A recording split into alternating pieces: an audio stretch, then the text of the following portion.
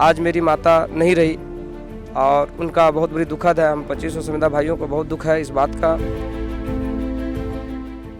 अभी तक मेरी माँ लाश जो है मेरी माँ का घर में ही है।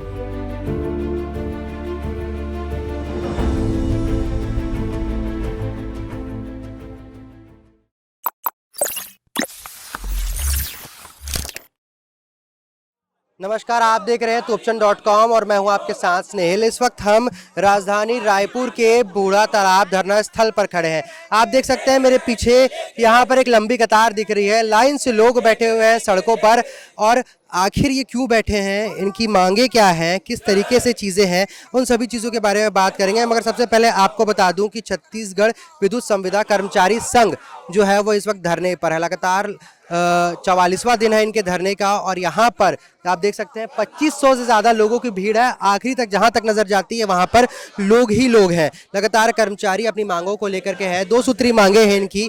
44वां दिन है। 10 मार्च वो दिन था जब ये धरने पर बैठे थे। इससे पहले भी इन्होंने मुख्यमंत्री जो निवास है उसका घेराव करने की बात कही थी, विधानसभा का घेराव करने की बात कही थी।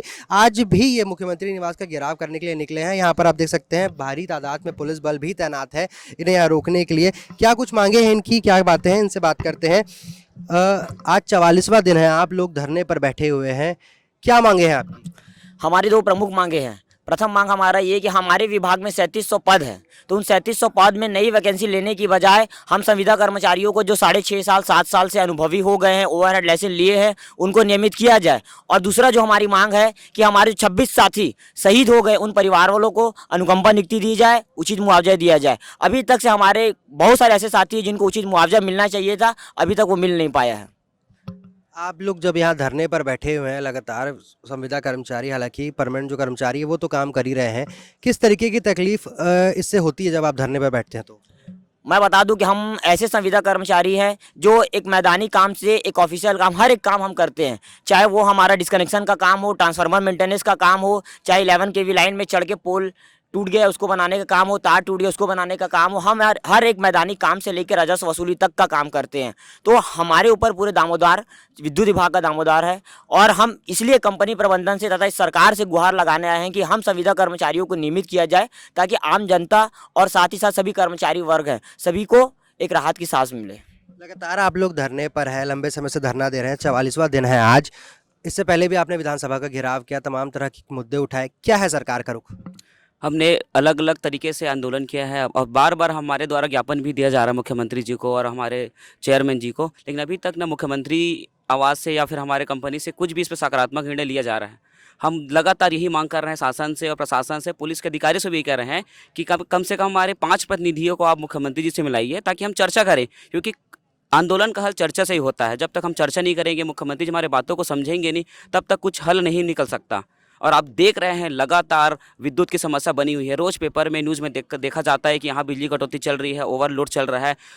वो सब चीज़ संविदा कर्मचारियों की वजह से हो रहा है, क्योंकि संविदा कर्मचारी यहाँ पर बैठे हुए हैं तो लाइन पे काम करेगा कौन? क्योंकि नियमित कर्मचारी हैं वो एजेड हो चुके हैं, 50-55 साल की उम्र में हैं, वो खंभे में नहीं चढ़ सकते। जो भी काम करते हैं वो हमारे 22 साल 25 साल के संविदा कर्मचारी बैठे हैं, ये सब काम करते हैं।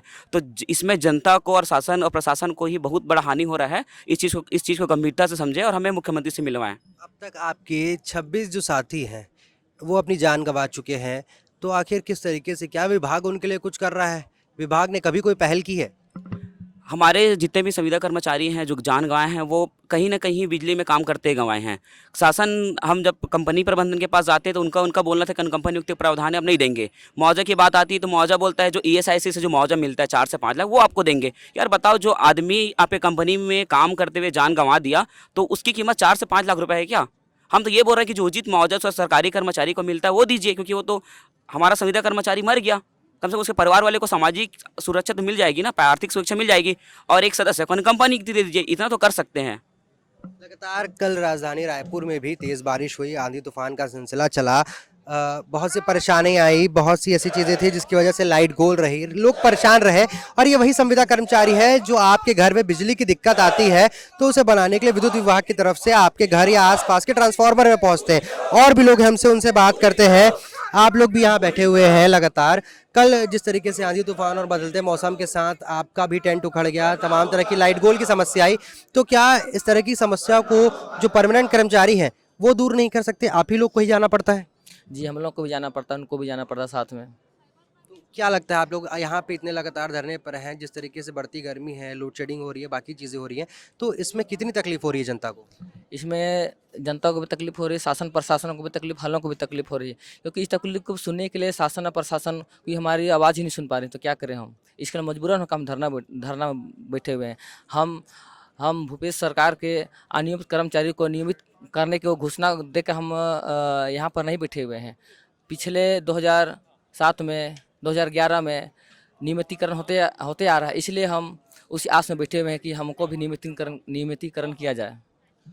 लगातार तमाम तरह की परेशानियां हैं, इनकी भी दिक्कतें हैं। लगातार धूप में 44 दिन से ये इस धरने पर बैठे हुए हैं, मगर सबसे चौंकाने वाली बात ये होगी कि यहाँ पर ये धरने पर तो बैठे हुए हैं, मगर आपके घर का कोई व्यक्ति अगर आपको छोड़ के चला जाए, उसके बाद भी आप अपनी मांगों से नहीं हटते, आप अपने साथियों के साथ लगातार बैठे रहते हैं।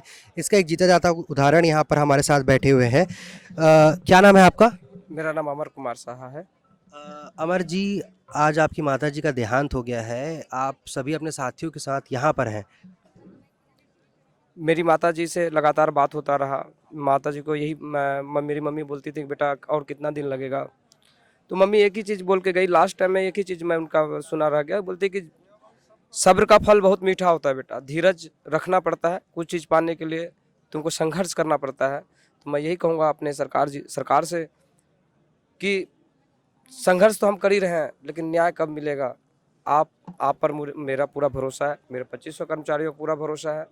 जब सबके लिए न्याय कर रहे हैं, न्याय योजना कर रहे हैं, तो हमारे लिए भी कोई ना कोई योजना होगा जिसमें हम नियमित होंगे। आज मेरी माता नहीं रही और उनका बहुत बड़ी दुखद है। हम 2500 संविदा भाइयों को बहुत दुख है इस बात का, और मैं अभी उस दुख से उबर नहीं पाया हूँ। जो मेरी माँ बोला करती थी, पैसे को लेकर के बहुत तंगी ज़िंदगी मेरे गरीब परिवार जी रहे थे, और मेरे पिताजी बुजुर्ग हैं, अब अकेले रहे। अभी तक मेरी माँ लाश जो है मेरी माँ का घर में ही है।